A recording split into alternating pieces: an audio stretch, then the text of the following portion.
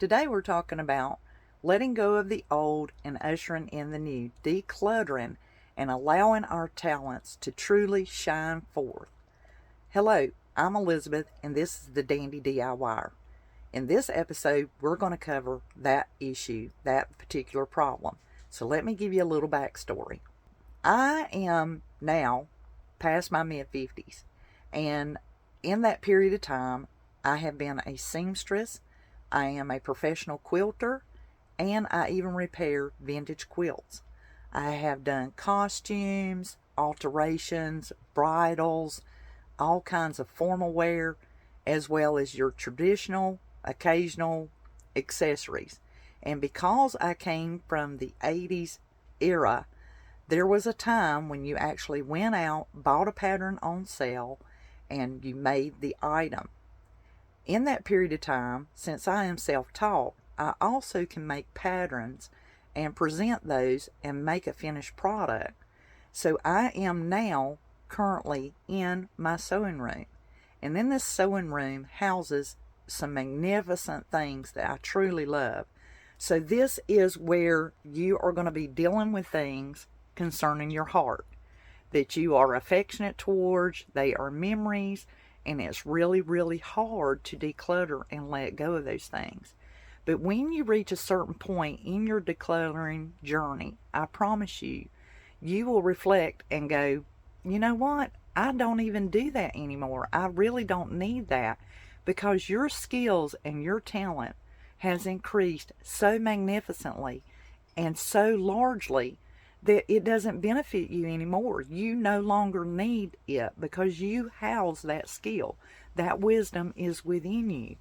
And this is when you have to make a decision to pass on some of the things that you used before to someone else so that they too can envelop and form and grow and become as talented and skilled as you. Those talents must be carried on to the next generation and those who are attracted to it. That brings me to the current subject. As a past, I had patterns, and I had bought many patterns, or someone gave them to me. I came across them at a thrift store or an estate sale, and I grabbed them up. Or maybe I ran out and got that pattern because someone had done a sew for hire, and I needed to do that product for them.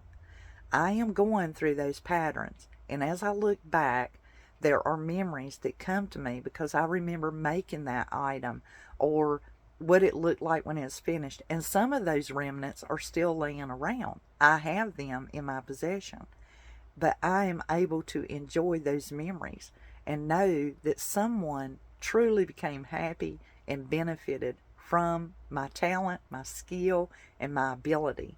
So now it is time for me to declutter and let go and allow this to be someone else's skill and let them develop and become a master at that craft, or at least exercise and be able to develop into something magnificent. So here we're going to go through some of my old patterns and let go of them.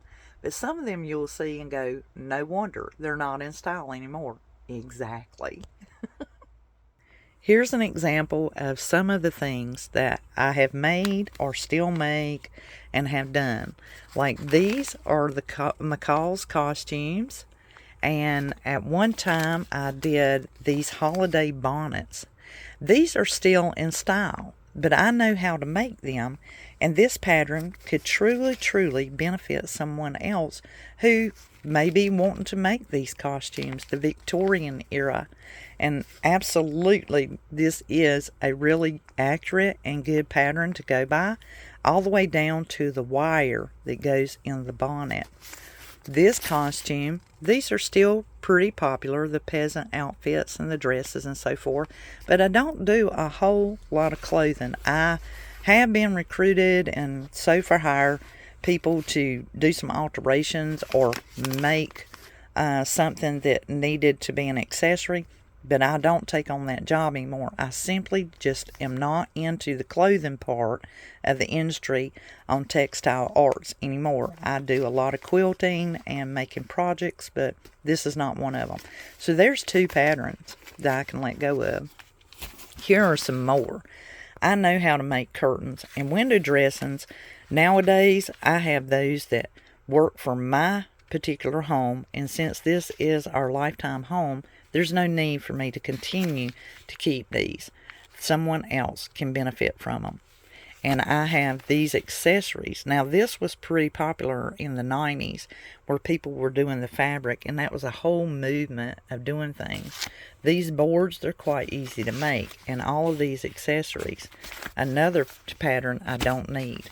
And here is a different one that goes over the machines and covers.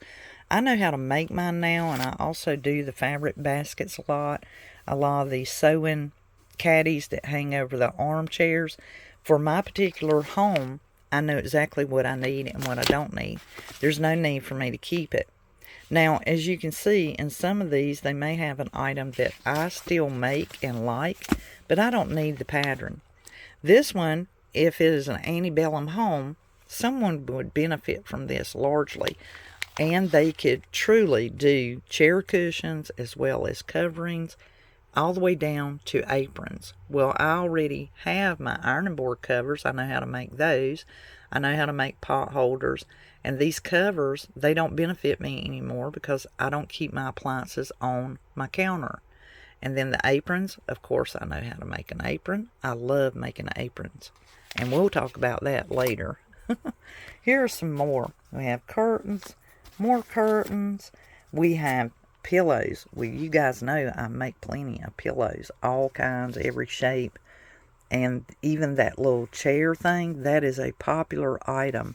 This piece right here still sells to this day. It is a very liked item by the millennials and as well as the Gen X. They love these cushions.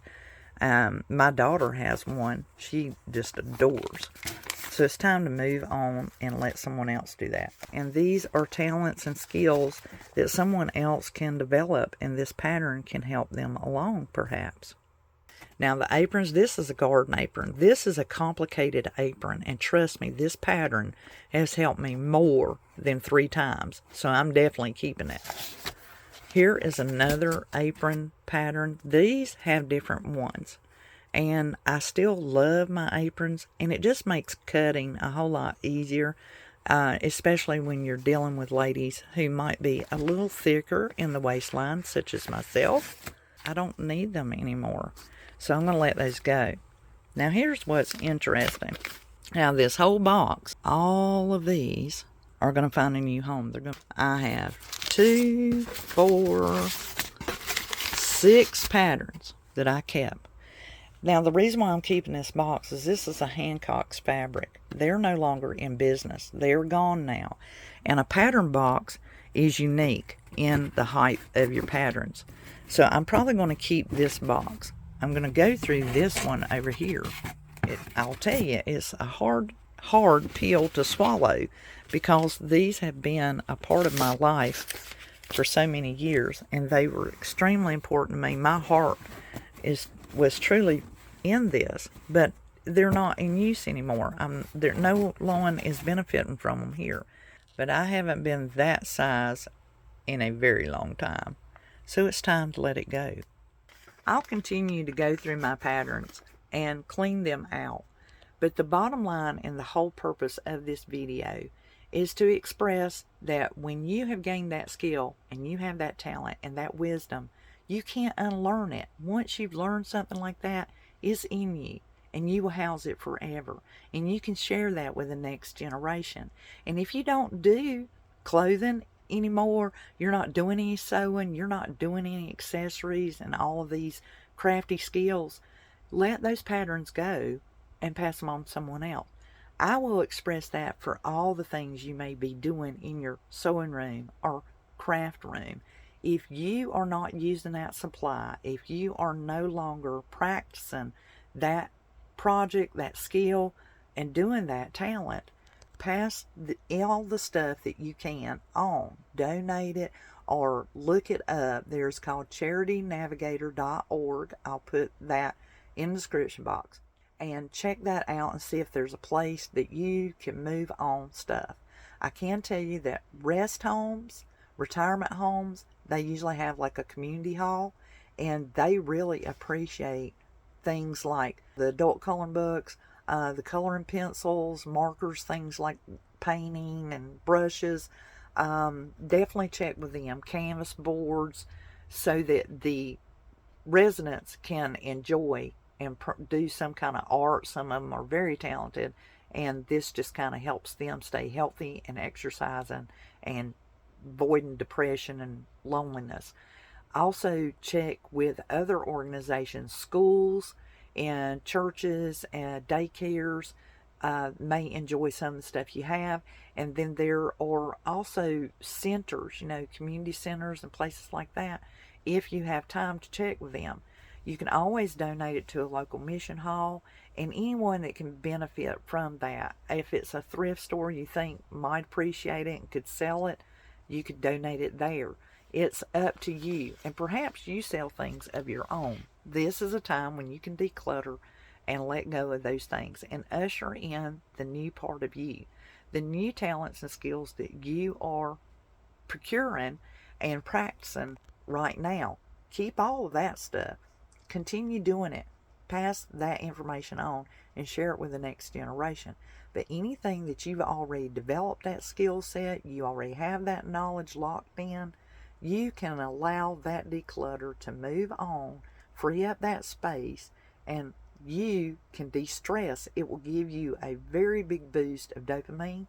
And once you start decluttering, I'm telling you, you just find yourself doing it all over the place. You will be going in every room, all cabinets, all drawers, even when you're in your downtime and you're fixing supper or you're on the phone. You will find yourself going through things and decluttering it and organizing it and cleaning it out and going, well, I don't use that stuff anymore. I don't do that anymore. I can give this to so-and-so, or I can go ahead and get rid of it. And it really, truly is, it's a fever. You just kind of like get this fever, and you will see that you're decluttering everywhere. You're cleaning up everywhere. You're organizing everywhere. And you will breathe. Oh my goodness, you will breathe. When you open up a cabinet and everything's so nice and you can see all the way to the back, you can see everything you've got.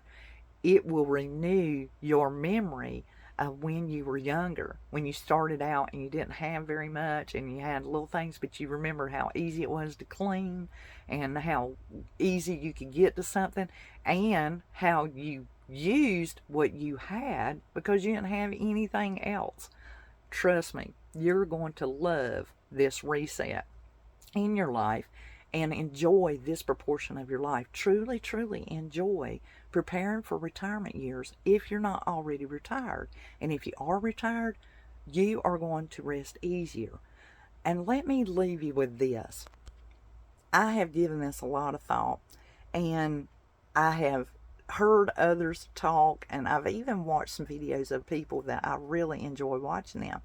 And there is this one lady that I watch on a regular basis, and it truly made sense to me what she was saying. She enjoys her life. I mean, truly enjoys her life. She doesn't feel guilty if she sits down and watches television, or she works 3 hours on a crochet, or if she goes and takes photographs out in nature, or if she takes a little longer to walk her dog, or if she takes 2 hours to go grocery shopping because, well, she doesn't need that much. She truly enjoys her life. It's not cluttered up. It's not congested with all these things. But the one thing that she says that it sticks with me, I do not want my children to be burdened with all of my belongings. If I passed away or something happened to me and I can no longer care for myself, I don't want my children burdened with having to deal with all that. And I truly have a lot. I mean, I'll go from one thing to another because I like trying new things. But I do not want that to burden my children. I do not want my children to have to do away with all that stuff. It would be laboring. It would be a great deal. And I don't want them to have to give up their space in order to accommodate my things out of some sense of obligation through a memorial or memory or because that was mine. I do have things that I truly think that they will cherish and love that were a part of our memories together, but I do not want them to build no memorial and monument of housing all of my stuff because they feel some sense of obligation of keeping the things that I used when I was here on earth. And once I am gone from this world, what is truly going to be a treasure to me is what I have passed on and taught my children. The things that I have shared with them and that they can benefit from, that they can pass on to their children. The time we spent together, that memory and those tokens and any lessons or coaching or guidance that I gave them that offered them any kind of comfort, eased their day, and made life easier for them and made them happy and gave them joy. I do not want them to be miserably out of their space because they're trying to accommodate all of my things that I had and used when I was alive. If they don't use them and they're not benefiting from them, it becomes a burden.